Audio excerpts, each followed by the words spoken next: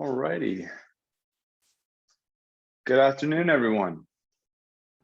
Afternoon. How are we doing? How's everybody's spring break?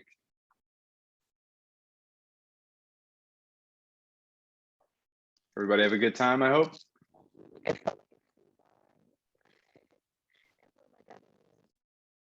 Sounds like somebody's audio is a little crackly there.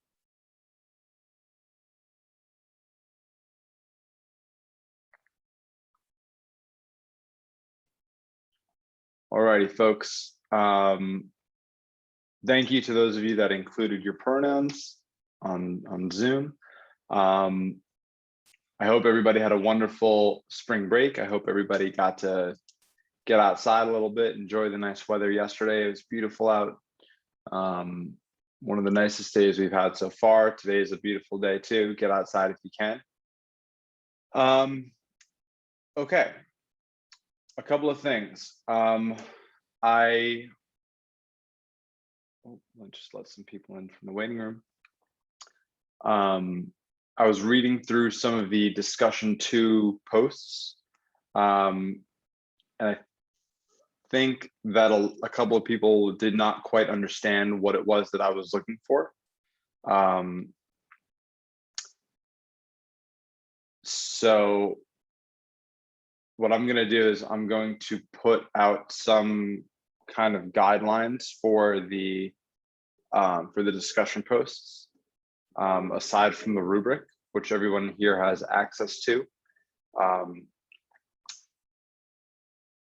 A solid discussion post, a solid first discussion post should not be 2 sentences, right? It should be like a paragraph, right? At least five to 6 sentences. You know, it would not be a bad idea to get some type of online reference or something that you can cite. I do not want to see direct quotes in your, or rather, I do not want to see your entire post be a quote from something. I want your own words. I want you to express your own thinking. But it just seemed that some people did not really answer the question, and I did not look at week 3 yet because that wasn't due until last night. So I have not had a chance to look at it, and I will be putting grades in soon. So please just make sure that you are answering those discussion questions thoughtfully. You're responding to each other thoughtfully, not just saying things like, I saw that too, or I agree, or I disagree. All right, we want to have sort of a discourse, like asking questions about what some people said. Respond to somebody that responds to one of your posts. That can count as one of your, one of your discussion posts. You don't just have to comment on other people's, you can comment on somebody's response to something that you said also. So that's just something to keep in mind. All right. So today we're going to talk about historical astronomy. And we'll see how far we get before we call it a day, or call it an afternoon, I should say. All right, so historical astronomy. And what we're going to talk about right now is sort of the story arc, right? For how did we come to understand the universe? And also, how do we come to understand where we are in the universe? And what does the Earth have to do with anything? So with that, we're going to venture back, just actually before we venture back anywhere, just to recap what it is that we talked about before break, on the Monday before break. Right, so we covered celestial motion of the sun, the stars, and of the moon, right? And how we can think of these celestial motions as happening from 2 different perspectives. We could think of it as the perspective of an outsider to our solar system, looking in, watching the Earth rotate or revolve around the sun, watching the moon revolve around the Earth, seeing the angles of the orbital planes and the axial tilts of the different objects. But also we can think about what all of these motions look like from the perspective of someone on Earth. So for somebody on Earth, it would appear that the sun revolves around us, orbits around the Earth, right? And that's why the sun rises in the east every morning and sets in the west every evening. You know, the motion of the sun, how the sun appears to move from west to east across the ecliptic. Remember that the ecliptic is Earth's orbital plane around the sun.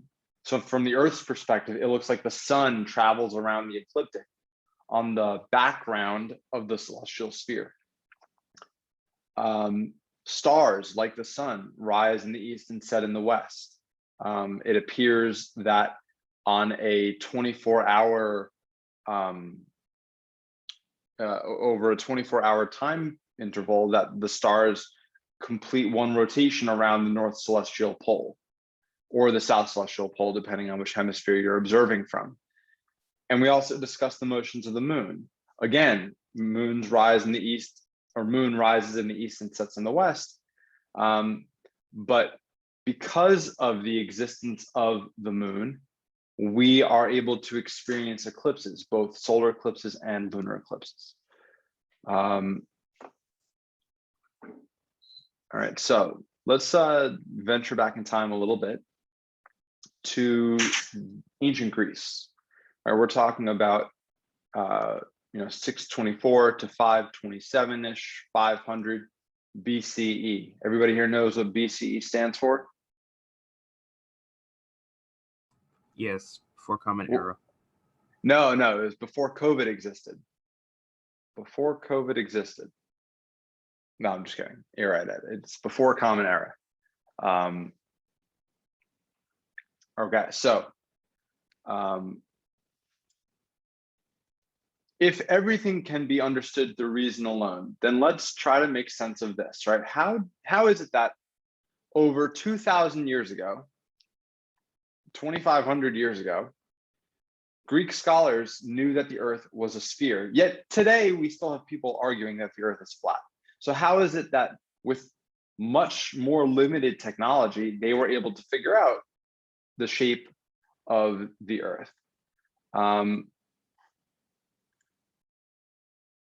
So there were a couple of observations that they were able to make, and through these observations, reason that that the Earth is spherical. Yeah, Sophia, I agree with you in the chat. Flat earthers make me cringe a little bit. A lot of it. Okay, so the observation that ships disappear over the horizon while their masts were still visible. So the mast of a ship, if you think of a sailboat, the mast is the long piece of wood that juts out from the deck of the ship and has the sail on it. And as a ship travels over the horizon or travels into the distance, instead of the ship just shrinking and shrinking and shrinking until it was so far away that it seemed like a point, what would happen is the ship's size would appear not to change all that much, but you could start to see, looking in the distance, that the bottom half of the ship falls below the horizon while the mast still sticks up. And as the ship goes even further out, you'll still see that the mast pokes up a little bit while the rest is below the horizon. Right? If the Earth were flat, you would be able to see the bottom of the ship no matter how far away it is. Let me just draw a very quick picture here on the iPad to help you visualize what it is that I just said. Let's get a new share going. All right.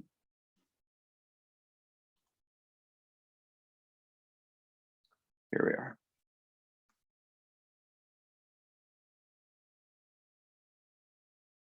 Okay, so maybe we're looking at a, let me just, okay, there we go.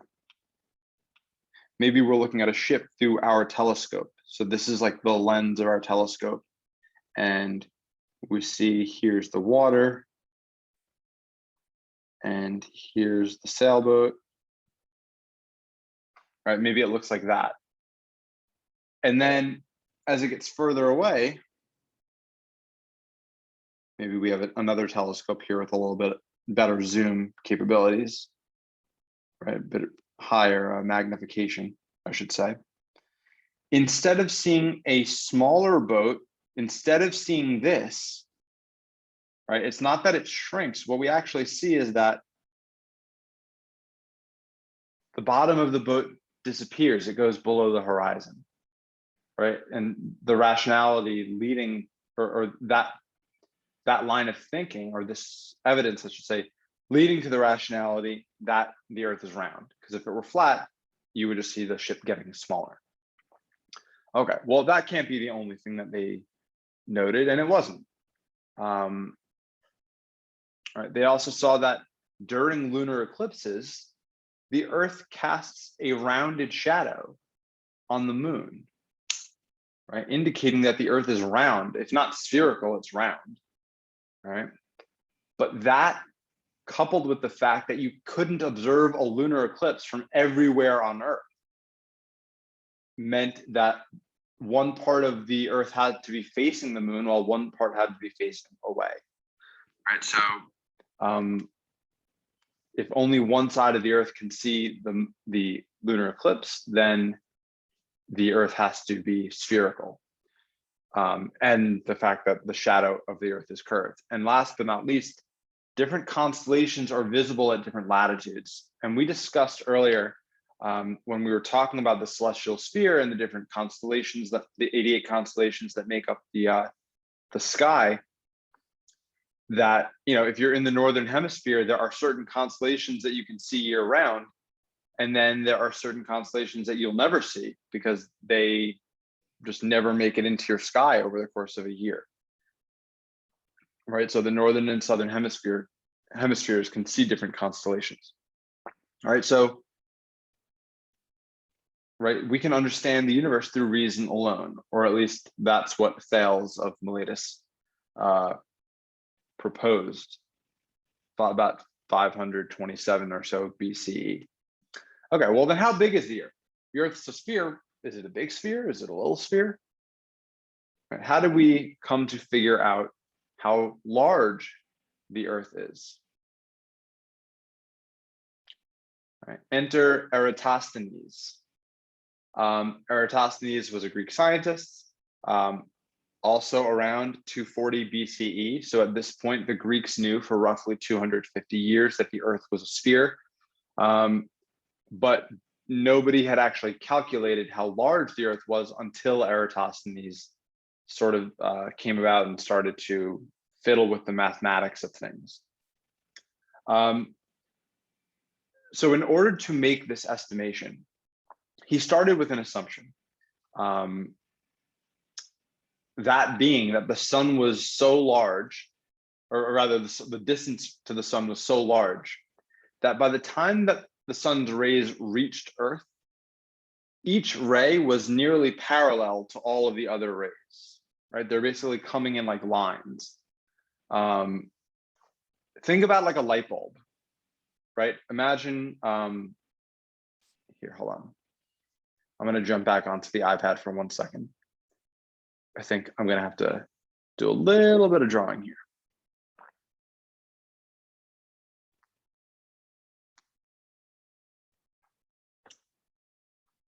Okay, there we go. So let's say that we had a light bulb, or maybe let's just actually say, here's the sun, all right? We're looking at the sun from really far away, so it looks really small. And the sun's rays go outward in all directions.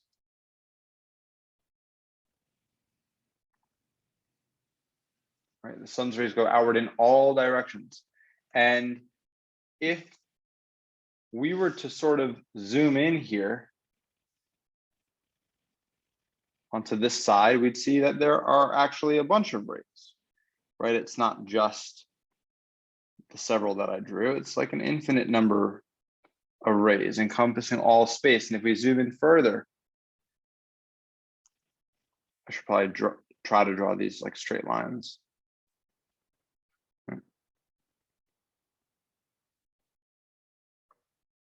Right, that we have a bunch of lines, right? And by the time you get really far away, like out here, right, these lines are basically traveling parallel to each other. All right, or at least that's how it seems to something that is very small and very far away. Oops, I don't know why that one didn't straighten out. I think my app just stopped working. Oh, there we go. All right, so by the time you get very far away, these lines are all parallel. And so when they reach the Earth,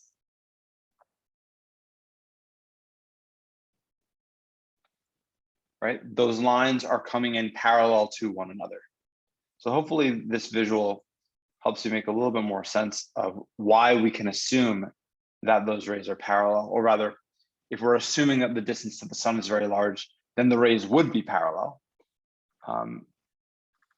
Okay. So what did he notice? Well, on the first day of summer, he noticed that the sun was directly overhead in the Egyptian city of Syene, which for those of you that are familiar with the region is modern day Aswan. What he also noted was that on the same day, the sun was not directly overhead in Alexandria, but it was 7.2 degrees away from being directly overhead, which would be the zenith, right? And based on this angle measurement, he was able to figure out the size of the Earth. Well, how did he do that? First, or not first, but following up these two observations, he figured out what the distance was between these two cities, Syene and Alexandria. And he figured out that they're about 5,000 stadia, or today we would probably measure it in kilometers, 800 kilometers apart. And then he used geometry, like high school geometry. Right, so this is what he noticed. Right, in Syene, they say there's a well, and on this day, given the latitude of Syene, the sun's rays are directly overhead. And so there is no shadow cast into the well at noon. On this same day in Alexandria, which is further to the north, the sun's rays are not overhead. And so this obelisk casts a shadow. Right, and the angle that the sun's rays make with this shadow, or with this obelisk, is 7.2 degrees. Right, now, if the Earth is round, which at this point they understood the Earth to be, then from your location on Earth, if you dropped a line straight down through your nadir, which is the point directly beneath you, that line would go through the center of the Earth, if the Earth was a perfect sphere. And that means that these two lines, so if somebody's standing at this point, at where the obelisk is, and another person standing at this point where the well is in Syene, if you drop a line down from both of those locations, they would intersect at the center of the Earth. And the angle between those two lines would be the angle of 7.2 degrees. So because Eratosthenes was able to figure out this distance between Alexandria and Syene, and he knew this angle, he was able to figure out the radius of the Earth. And if he knew the radius of the Earth, then he could figure out its circumference. Right? So that is how we developed our understanding of the size of the Earth, right? He was not totally accurate, but he was pretty darn close given all the other, given the technological limitations of the time, and given the understandings of the time. So let's go back now. Earliest models of the solar system. Well, there wasn't always a model of the solar system, right? Somebody had to come up with the model of what the solar system looked like, and where the Earth fit in that system, in that model. So there was another ancient Greek named Plato. I'm sure you are probably all familiar with the name Plato, not like the clay that you mold when you're a child, but the person, the ancient Greek. And he wanted his students to come up with a model, not just a physical model, but a mathematical model to explain how the planets and the stars and the sun moved across the sky, to come up with some kind of reasoning or model that made sense of that motion. And so one of Plato's students, Aristotle, suggested that the Earth was spherical and at the center of the universe. This goes back to a long-held belief that the Earth was the center of everything, that for some reason we thought we were so entitled and we did not have the technological wherewithal to make sense of the fact that we're not necessarily the center of the universe. And in any case, Aristotle developed this model in which Earth is the center, and that the heavens were composed of these 55 crystalline spheres. I'll show you a picture of that on the next slide. And each of these crystalline spheres was centered around the Earth. You can almost think of it like a jawbreaker, like the snack with all the different layers. And each of these spheres rotated at a different speed. And that would explain why certain planets moved around the Earth. I use air quotes for that. In different time periods. It would explain why the sun moved around the Earth more quickly than Mars moved around the Earth, for example, or something to that degree. And on each of these crystalline spheres is an object. So the moon's on a crystalline sphere, the sun's on a sphere of Venus, Mercury, Mars, Jupiter, Saturn, the distant stars. And as they rotated, it gave the appearance of celestial motion. So this is sort of an idea of the crystalline spheres. This is not showing 55 of them, but this is showing just the idea of what the spheres look like, with the Earth at the center. And then in each of these spheres, they would rotate.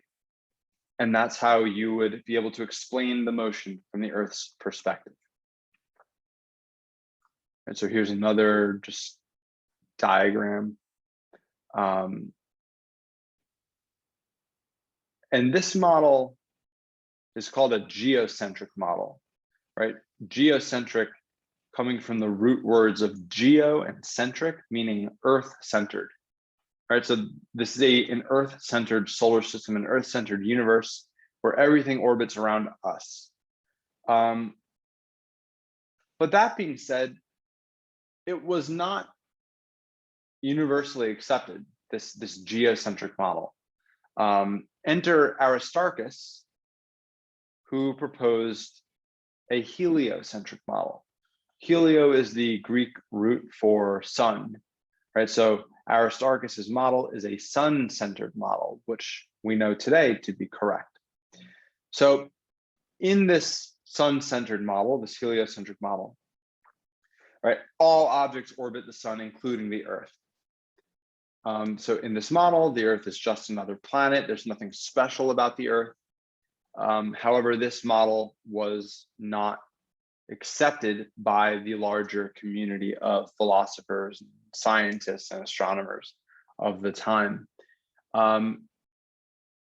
There were a couple of arguments against this. One of them was that there should be a great wind, right? If like they didn't understand back then that space is a vacuum, right? They thought it was air. They thought that the air that we breathe was everywhere. It was in space. It was all distant stars had air. It's the same air everywhere. Like we were all in a giant sea of air. And so if the Earth was moving, we would experience a very large wind from moving through all that air so quickly. But also there would be something called stellar parallax. Before going into what stellar parallax is, I'm going to touch on just regular parallax. What does that mean?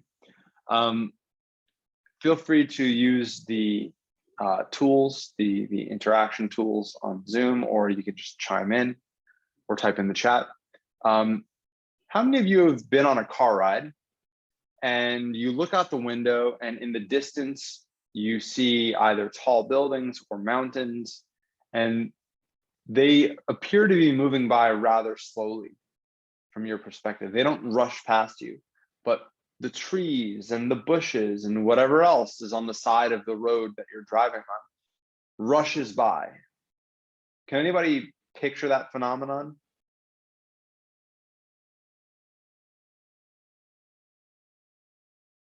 Okay.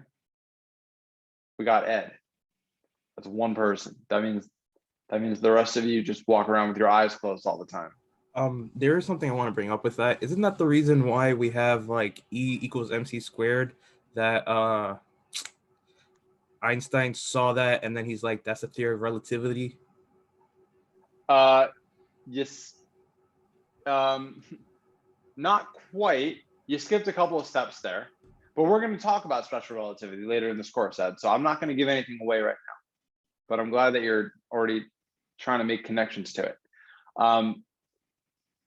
So let me give you an example here. Let's say that I hold my hand out in front of me, right? So my hand is directly in front of me and I'm just going to slide myself over, okay?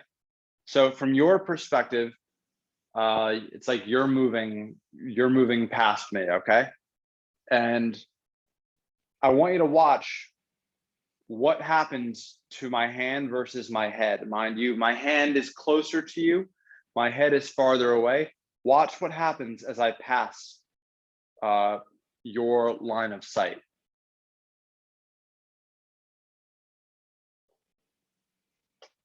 Which moved from right to left faster across your screen?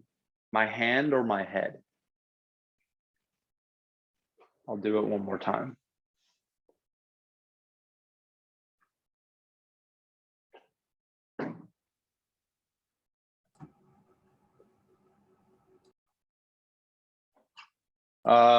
Let's see.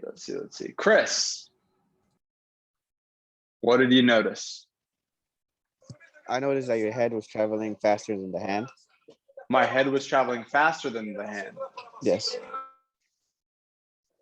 Let's try that one more time. All right. It's my hand should appear to move across the screen faster than my head does. All right. So see how my hand is all the way on the right side of your screen?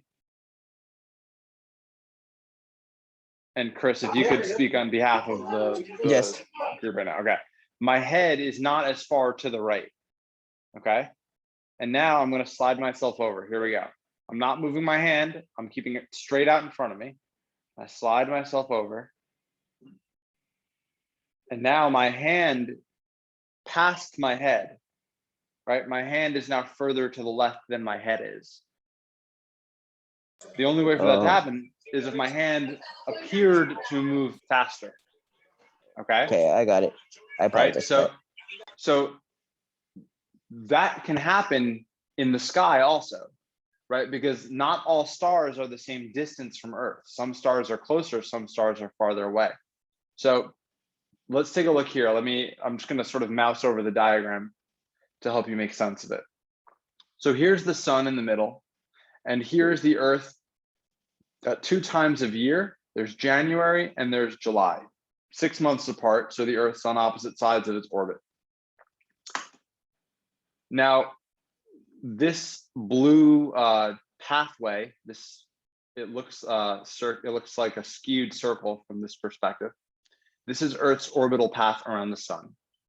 And there's a star somewhere up here. This is a nearby star. It's not totally in the distance, but behind it, from our perspective, are these distant stars. Now, in January, when we look at the night sky from Earth, right, this star, this nearby star, falls in the background, or falls against the background somewhere on the left side.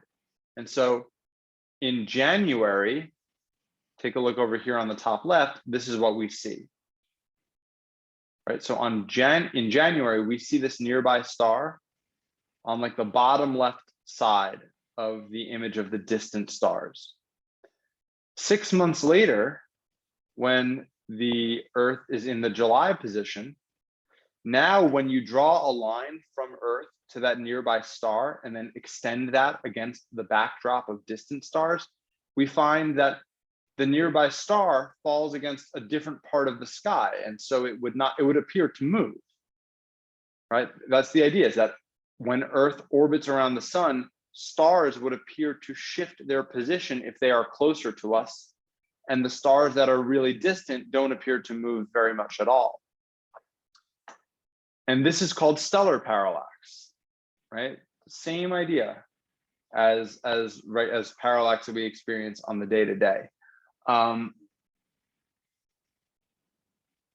right, does this make sense? Does anybody have any questions on stellar parallax? I'll pull up another image and then a GIF. Right, so here's a nearby star. Here's the Big Dipper in the background. When the Earth's at one position, the star appears against sort of like the bottom left here of the pan. But when the Earth is in the other position, the star seems to sit inside of the pan, right? And that it's not that the star changed its position. It's not that the distant stars changed their position or that the sun changed its position. It's that the Earth orbited, right? So if you could detect this parallax, that would be a pretty clear indicator that the Earth is the thing that's moving. And that's why our perspective changes of these stars. Here's another a GIF. Right, I'll play this back and forth a couple of times.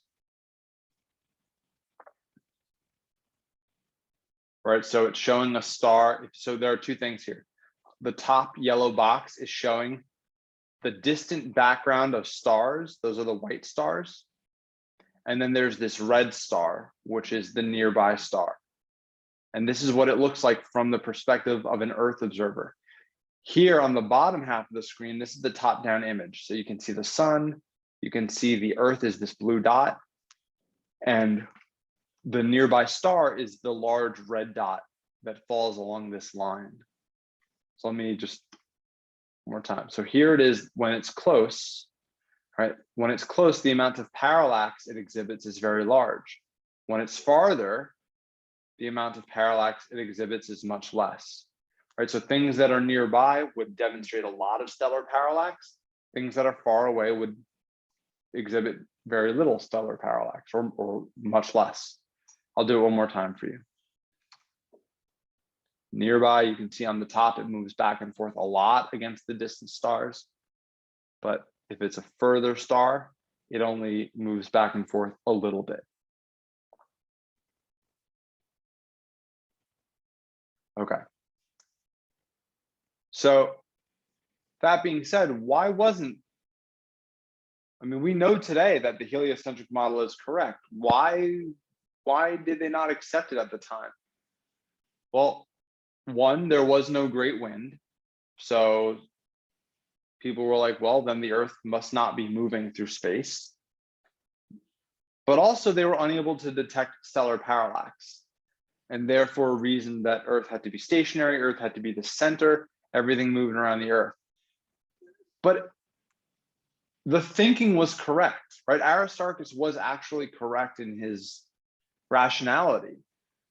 the problem wasn't that there wasn't stellar parallax, it's that they lacked the technology to observe the stellar parallax, right? So there was stellar parallax in this day and age, but they didn't have telescopes to be able to pick up on it. And that's, you know, that's why they couldn't detect, or that's why they couldn't really gather behind this heliocentric model, right? It's that they couldn't understand just how far away the stars were. It was not fathomable. So back to the geocentric model. It did not come without its problems. So one of the, and you can see here in my bulleted list, all of the things that Aristotle's geocentric model is capable of explaining. But what it does not explain is the apparent retrograde motion of planets. So does anybody here know what retrograde is? If anybody here is into astrology, I would imagine that you could probably say what that means, like, oh, Mercury is in retrograde or whatever. What does that mean?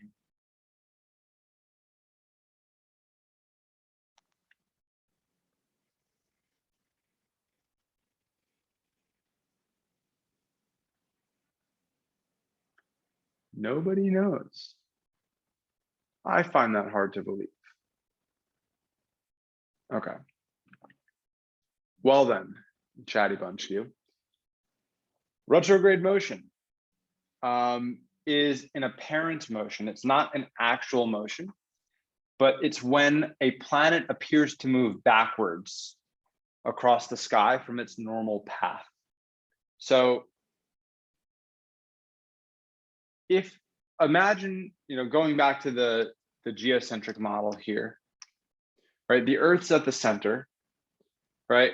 In this model, if Mars or Mercury or Venus or whatever were to just orbit in one direction, then compared to the distant backdrop of stars, the planets would always move from west to east across the sky. That would be the direction that we observe things to move.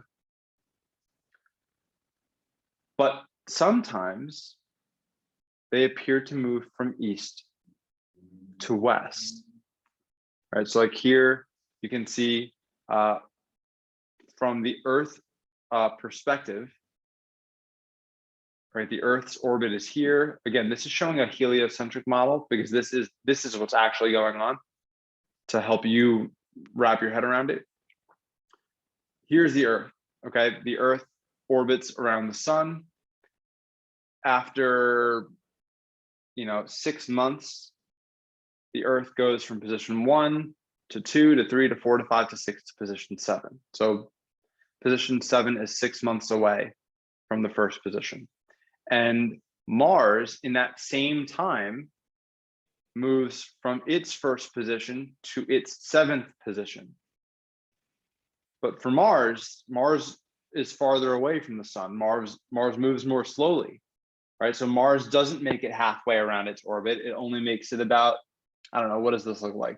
A third, maybe a quarter of the way around its orbit.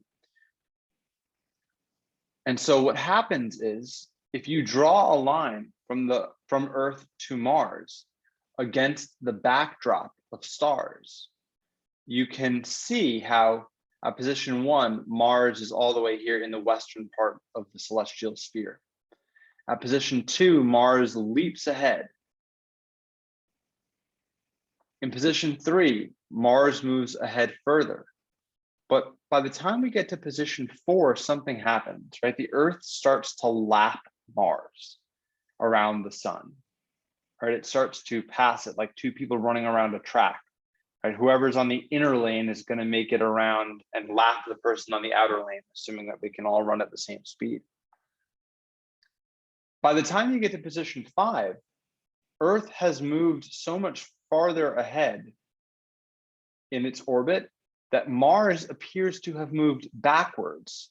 Now, Mars didn't actually move backwards. Mars still moved forward in its orbital path, But from our perspective, Mars appeared to move backward. And that's why we call it apparent retrograde motion. Apparent retrograde. And then in position 6, we can see how Mars starts to move west across, move from west to east across the sky again. And then at position 7, we get back to normal. But in this space over here, you would say from 3 to 5, Mars was in retrograde, right? It's that the Earth was was lapping Mars, right? It surpassed it in its orbital race. So fast forward to Claudius Ptolemy, who was also a proponent of the geocentric model, but he changed it up a little bit. So instead of going with this crystalline sphere method, he went ahead and proposed that there were these small like loops within loops, right? Circles within circles. So if the Earth is at the center, right? Instead of Mars orbiting just around this larger circular path, as the crystalline sphere model would suggest, that on this larger circle, there is a smaller circle centered on the larger one, right? So you can see how the center of this small gray circle sits on the larger circle. Right? The center of the small gray circle sits on the larger circle. And Mars orbits around on this epicycle, the secondary orbit, while the epicycle orbits around the Earth. This combined motion gives you apparent retrograde. It is capable of explaining it. The issue is that it didn't explain it perfectly. All right, so that's the Ptolemaic model, right? And from that perspective, this is what the solar system looked like. Right, the Earth is at the center, the moon orbited around the Earth, Mercury, Venus, and the sun all orbited around the Earth. This dashed line indicates that the centers of these objects were all aligned. So the center of Mercury, Venus's epicycle, and the sun were all along a straight line path connected to the Earth. Mars traveled around the Earth on its epicycle, Jupiter on its epicycle, and Saturn on its epicycle. At this point, Uranus, Neptune, Pluto had yet to be discovered. All right, and in the background were the fixed stars. Okay, so Ptolemy's model, Ptolemy was around in like 200 Common Era. That model pervaded astronomical thought for 1400 years. Right, that's a long time to incorrectly believe that the Earth was the center of everything. But this is something that keeps coming back, is people believed the Earth was the center. People believed we were special. There's a reason that there's life on Earth. Not that they knew that there definitely was or wasn't life elsewhere, but they believed that there was only life on Earth, and therefore we were special. And then in the 16th century, something changed. And that change, right, was the most radical change in perspective in scientific history, right? This shifting from the geocentric model to a heliocentric model. That was the biggest change. And it was brought about in what we're going to call a revolution of sorts. This is the Copernican revolution, started by Nicholas Copernicus, right? Who lived 70 years, from 1473 to 1543. And he was certain that the sun was the center. And he was certain that everything moved around the sun with a uniform circular motion. But he had no evidence for that, which is the interesting thing, right?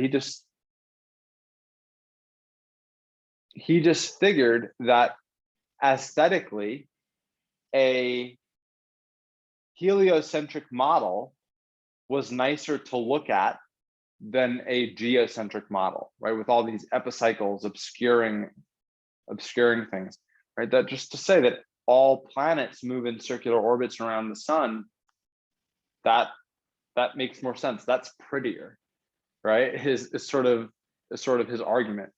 And again, just to emphasize, because it's so kind of funny how that happened, that a scientific revolution was not grounded in science. It was grounded in aesthetics, right? Just the visuals of it, right? So one of the things that we need to also sort of take our knowledge of today and bring it back in time a little bit is that the orbits of the planets around the sun are not circular, right? They are elliptical orbits. And so there are times when planets appear to move around the sun more quickly, and in times where it appears to move around the sun fairly slowly by comparison.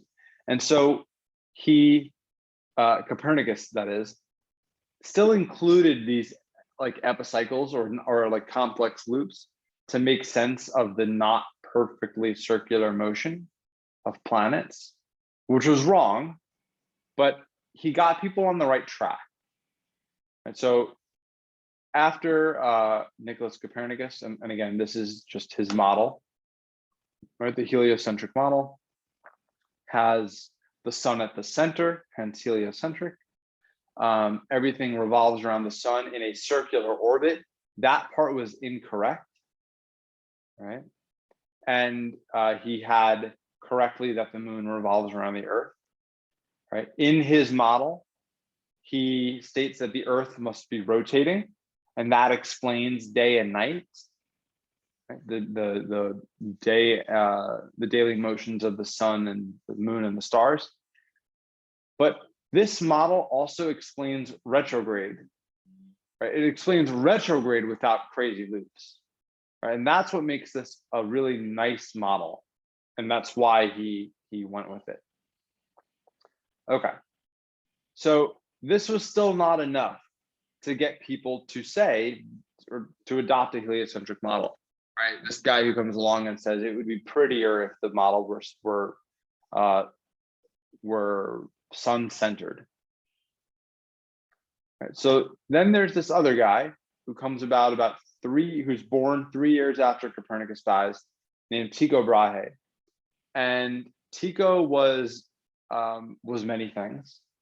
One of them was an astronomer, and he kept incredibly meticulous records of stars and objects in the sky. Right, so he looks up in the sky at some point in his life, and he notices there's what he calls a bright new star, and he calls it a nova, right? Nova meaning new. Now, what he was observing was actually what we today call a supernova, the explosion of a star. But he thought he was seeing a new star being born. He was actually watching a star die. And he watched that nova for months because the light coming from it was so bright that it outshone all the other stars in the nearby vicinity for months. And in observing it, he did not observe any parallax, right? And therefore concluded that the nova had to be as distant as the other stars. He also observed a comet. And for the comet, he was able to observe a parallax, and it passed through the region of the planets. In other words, if you're thinking about the crystalline sphere model, the crystalline shells, the comet would have passed through the shells, right? It would have entered inside of the orbits of different planets. But according to Aristotle, if the planets moved on these solid perfect spheres, then a comet would have broken through. So a comet couldn't exist in that region, right? And therefore, because Tycho was able to observe a comet passing through, was able to infer that there were no crystalline spheres, right? So what else do we got? So Tycho measures the positions, the sun, the moon, the stars. He does these all with incredible accuracy within 1 arc minute for more than 20 years.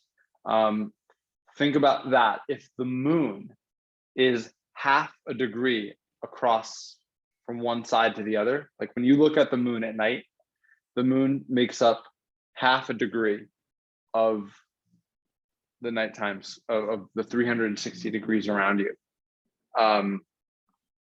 That if you broke that down into 30 small slivers, right? Each one of those would be 1 arc minute. And he was able to measure the position of all of these objects in the sky within 1 arc minute of accuracy for 20 years. So he had an incredible record, right? His record keeping was perfect. And he hired this young math teacher, Kepler, who was able to use those observations and Tycho's data to demonstrate how the planets moved or come up with a model. Also, just to note that because Tycho could not detect stellar parallax, he still supported a geocentric model. But his data, which we'll come to see in a second, led to the Copernican revolution or helped bolster that revolution. So Johannes Kepler, he took Tycho's data, his meticulously kept data, and he tried to match that data, those observations, with circular orbits, and he just couldn't get it to work. Right? He said, based on the data that we have here for the different planets, they can't possibly have circular orbits.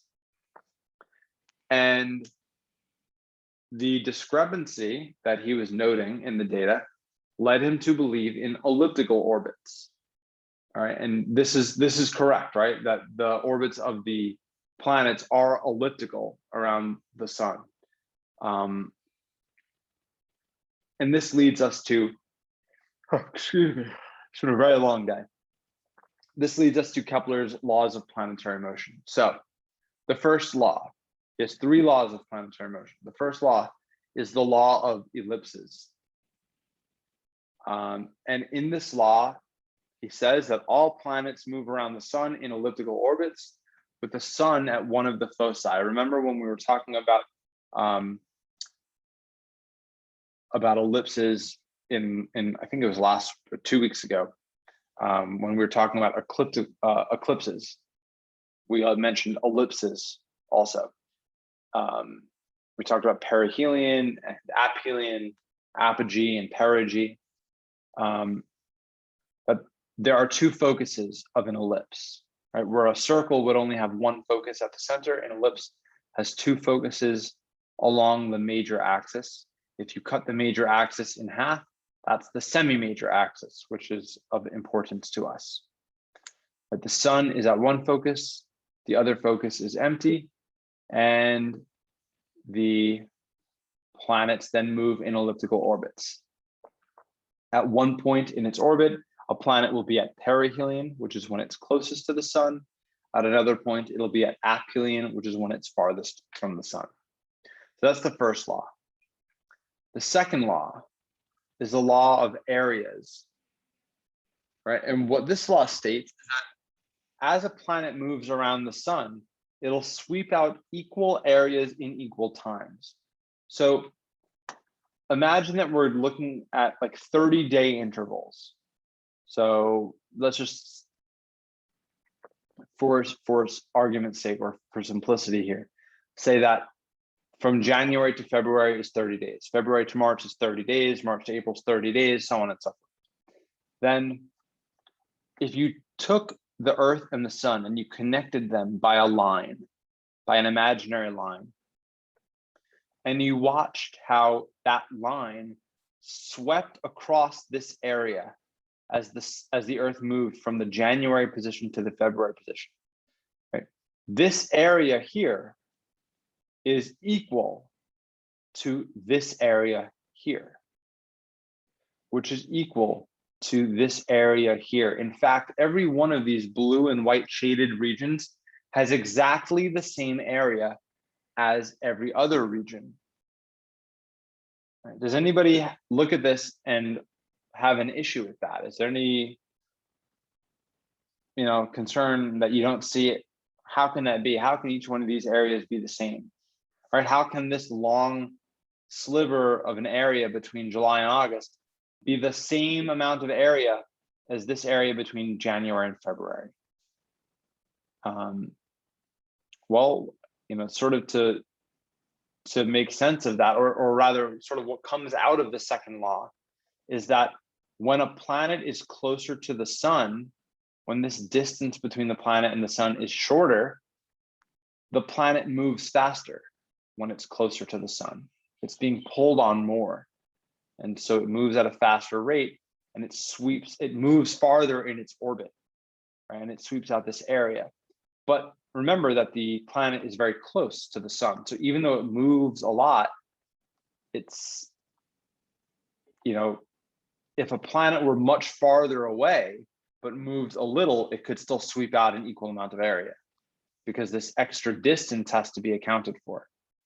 But essentially, as part of the second law, and I would maybe write this down, it's worth knowing, that the closer a planet is to the sun in its orbit, the faster it moves. And the farther away it gets, the slower it moves. So that's the second law. And then there is a third law. Right? This is the law of periods. The period, when we talk about period in math and science, we talk about the time it takes for one cycle of something to happen. So for example, the period of Earth's revolution around the sun is 1 year.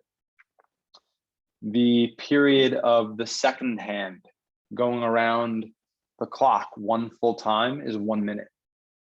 The period of the lunar cycle is about 29 days, right? So on and so forth.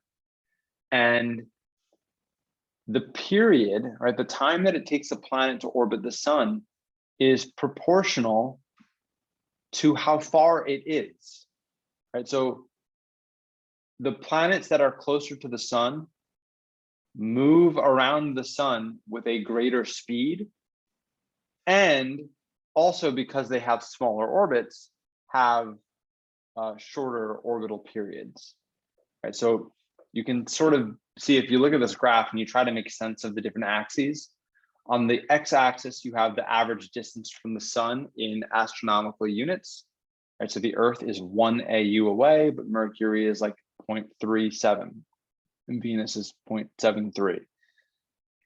Mars is like 1.53 or something like that, or 1.47. And Jupiter is 5 point whatever, and Saturn is like 9.5, 9.6.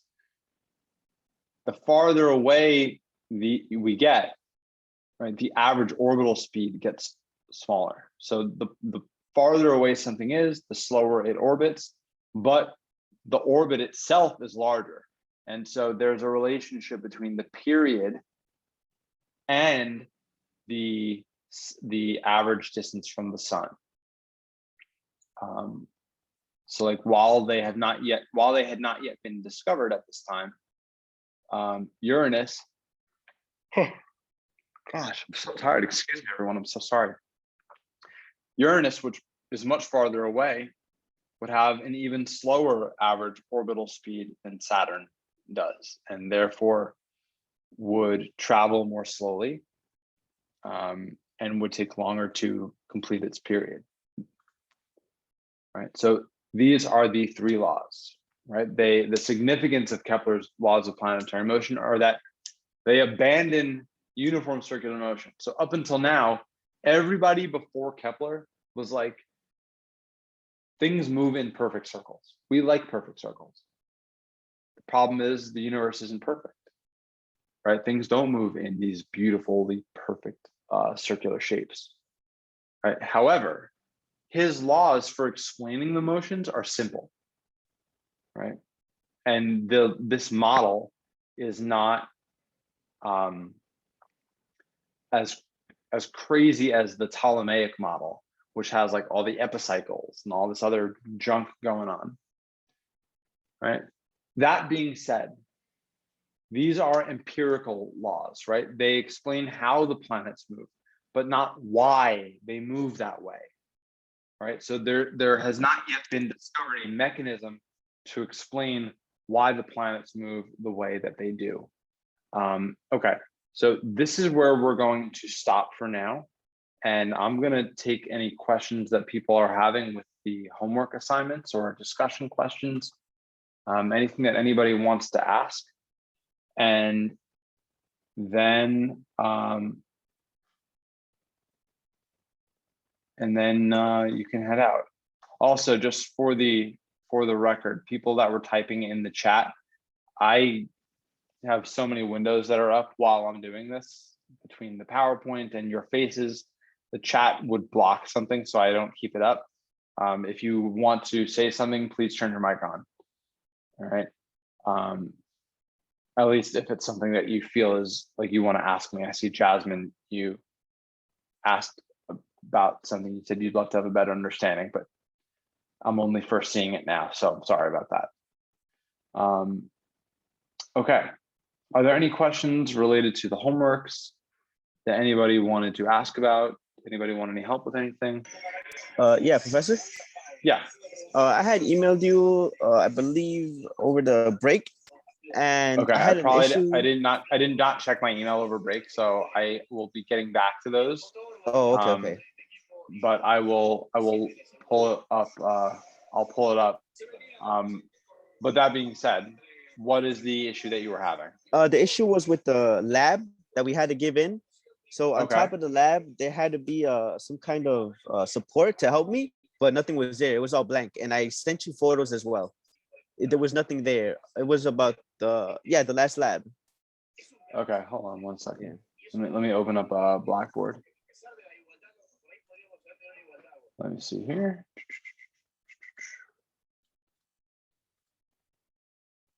All right, Blackboard, the lab. We're looking at the phases of the moon lab or the solar simulator? Solar simulator, I believe. Let me check. Sure.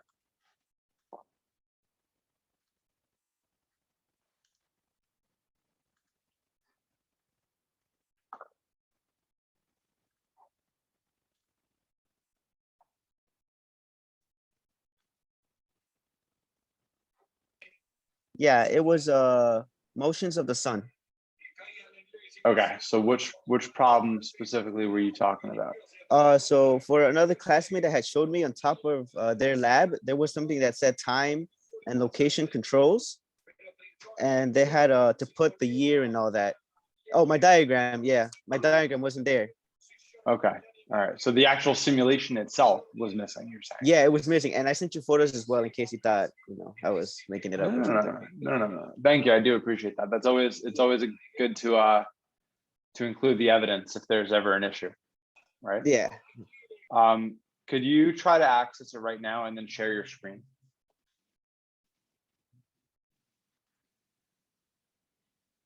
Just let me know when you're ready to screen share. I'll open it up.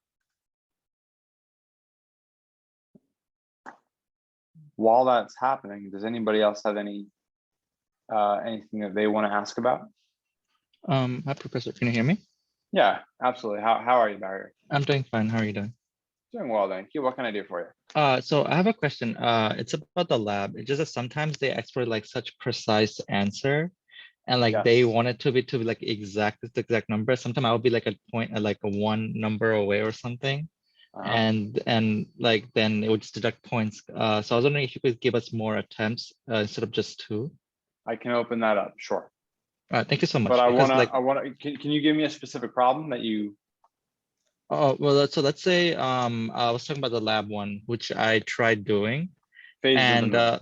yeah, phase of the moon and the time of it, and like I got some of them right, but some of them they wanted to be like exactly like 2 minutes or 3 minutes difference, and it was too close for me to like actually like determine. So I did get some questions wrong because of that. Okay, so let me pull that up here. All right, let me show angle. Okay, so let me pull up let's see if I can get one of the time ones. I'm gonna look at like question 2. Is that okay? Yes, it's fine. Okay. Question 2. It takes approximately. All right, it takes approximately 29 days, 13 hours for our moon to cycle through all the phases, starting at a new moon and ending at a new moon. Model the lunar cycle starting at determine how many days and hours it takes until wax and gibbous phase is reached. So everybody's going to have a different number. But we want to see how long it takes until a wax and gibbous phase is reached with 75.7% of the moon illuminated. So I'm going to go to my simulation here. I'm going to share my screen. All right. If it does not pick up my answer as correct, then there's certainly a little leeway there. Right. So it's saying 75.7% of the moon is illuminated. 75.7%. So we're going to fast forward by days first. Keep going, keep going, keep going, keep going, keep going. But it said wax and gibbous. Yes, wax and gibbous. Okay. So I already passed it. So let me go back a day. 75.7, I've still passed it. So now I'm back to 9 days. And then I have to see how many extra hours. So now we're just gonna go 1, 2, 3, 4, 5, 6, 7, 8, 9, 10.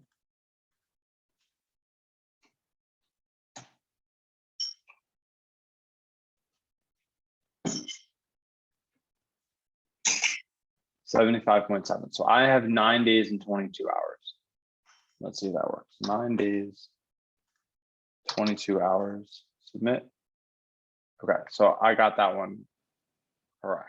No, yeah, I got that correct as well. Which one did you not get correct? That's the one I want to try. Hold on, give me a second. Let me just go.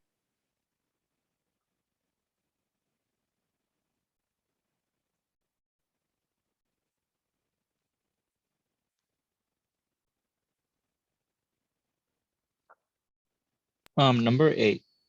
Number 8. Okay, many people are not aware that the moon is often visible during daytime hours. How long the moon is visible during daylight depends on what phase it is. How many hours is the first quarter moon with 50% illumination visible while the sun is up according to the simulation? According to the simulation. Okay. Let's see here.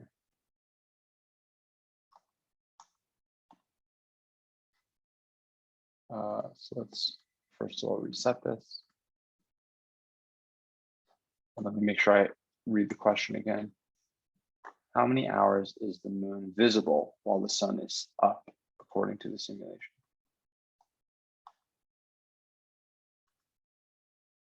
So I'm going to go to first quarter moon. And then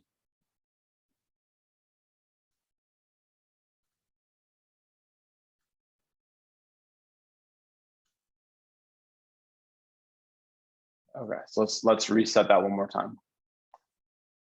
In a first quarter moon. Let me reset. So I'm going to reset, go to first quarter moon. All right, so in this position, we're sort of looking at the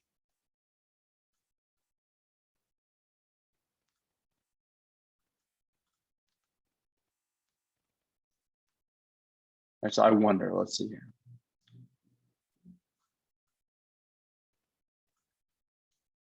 Is it, so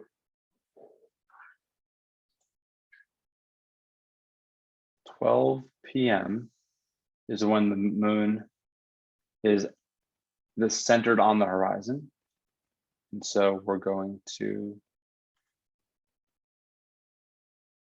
increase this by hour.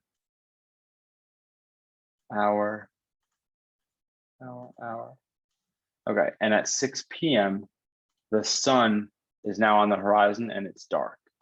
So I would go ahead and I would say that you'd have 6 hours. The first quarter moon rises when the sun is visible. Right, so I'm getting 6 hours there.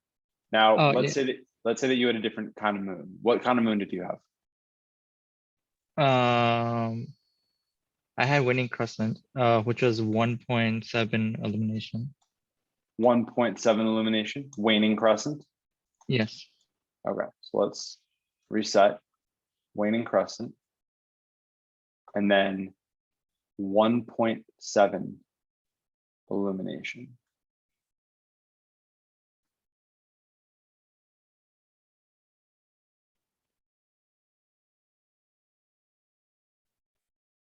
So right there, right? I got that 1.7% illumination, right? And so I'm gonna, let's go ahead to the sun. So it's saying how many hours is the moon up while the sun is up, right? So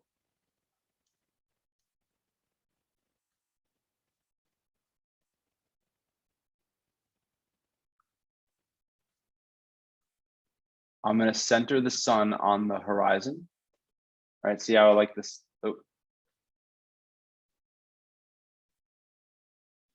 I'm going to center the sun right there. Okay, and then we're going to, oh no, hold on. I screwed up the simulation here. I got to do that again. Sorry. Waning crescent, 1.75% illumination, or 1.7% illumination. Okay, and now I'm going to go back a couple hours. Okay, at 6 a.m., it would appear that the sun's first starting to come up. And then we're looking for when the moon sets.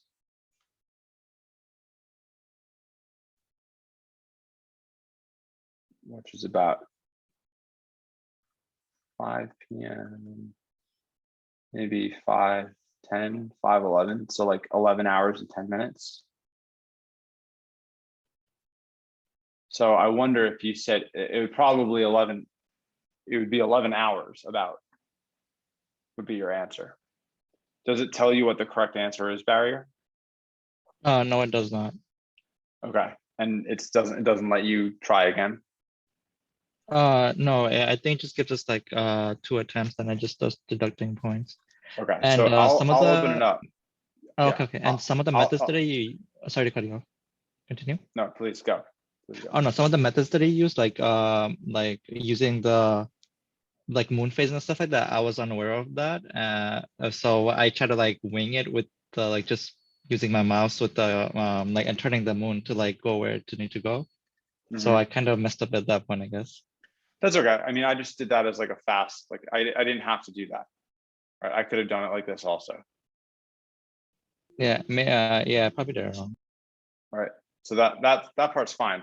It's more, I think, of like where, you know, when and where are you measuring? So like the question is how long are they in the sky at the same time, right? The moon's visible during daylight hours. So you're saying when are the moon and the sun both out? Well, the moon rises first. If we look at this diagram, everything rises in the east. The moon rises first, but right when the center of the object, representing either the sun or the moon, when the center of that object is on the horizon, that's when it comes up. All right, so it's 6 a.m. local time for this observer when the sun rises. And then we're looking for when the moon sets, not when the sun sets, when the moon sets.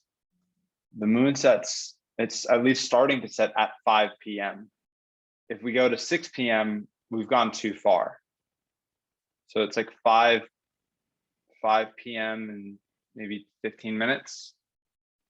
But going from 6 a.m. to 5:15 p.m. is roughly 11 hours. Right, if we're rounding to the nearest hour. So that's how I would go about that. Okay, I got it. Oh, and I also have one last question. Number 7, I didn't understand that. Sure. What is the phase of the moon that rises at 12 a.m.? So let's go through, let's reset again. All right, so we're looking for a moon that the phase of the moon that rises at 12 a.m.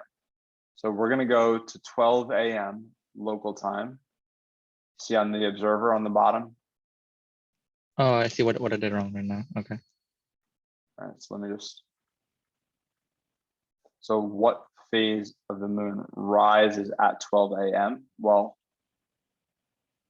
this moon right here from this person's, oh no, hold on, I have that, that's when it sets.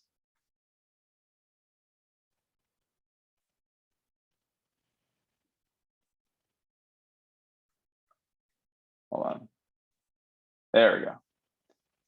So this moon is rising at 12 a.m. That's a third quarter moon.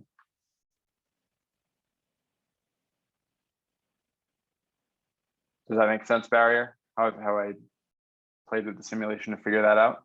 Yes, but what would you have to answer for 3 a.m.? What would you have to answer for 3 a.m.? Yes.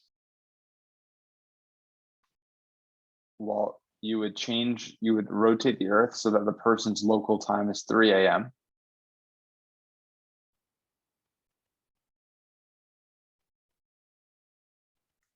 All right, I'm approximating here. I'm not going to get it perfect. I'll let you all figure that out. And then we move the moon until it's right on the eastern horizon. And I'd say that this is a waning crescent.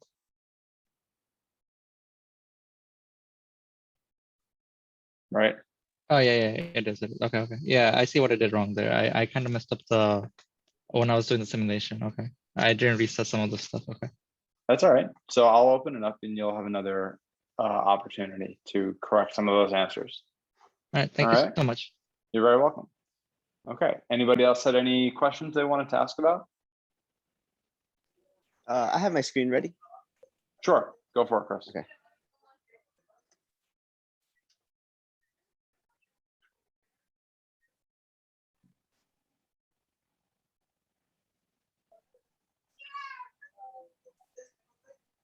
Can you see it? Yep. Okay, so here it's where the diagram is supposed to be, but there's nothing, and at the bottom is the question. All right. Try opening it in Safari. Okay.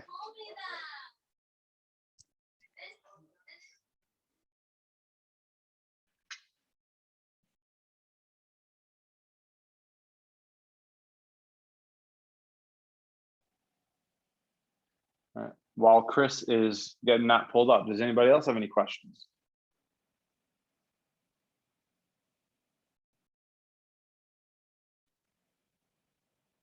All righty.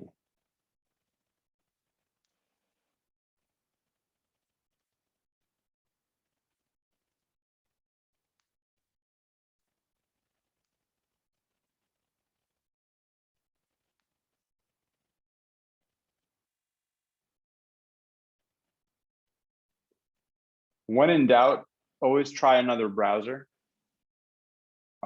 Because different browsers sometimes work differently with different plugins and embeddings of simulations and this and that.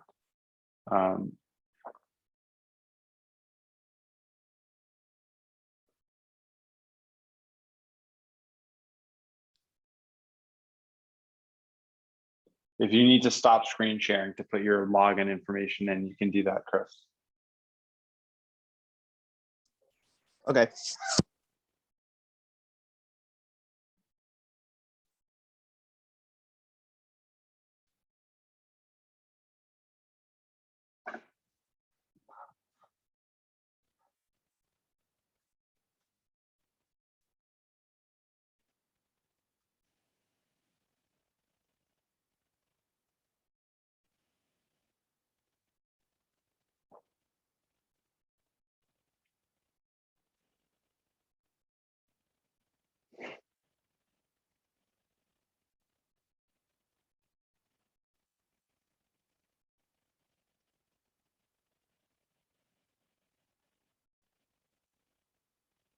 All right.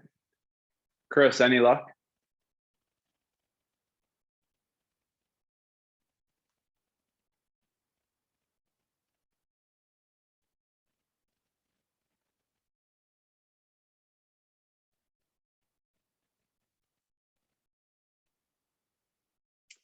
All right. All right, folks, since there are no other questions, I'm just going to wait for Chris to show his screen here, just make sure that we can get on with Safari. We're going to end. All right, and I will see you all next week. Please make sure that you watch the recording from tonight's lecture. And with that, have a great week. Great rest of the week, everyone. All right, take care. Take care. All right, thank you for the help. And I realized what I did wrong. When No you problem. spin the Earth, like the moon Yeah. phase doesn't change until like it's messed up. Okay, thank you. Yeah. Spinning the Earth does not automatically change the moon phase, like unless you start to account for each individual rotation, right? You rotate the Earth enough, and the moon changes. Yeah. So yeah, I messed it up. Thank you. Okay, you're welcome. Have a great week.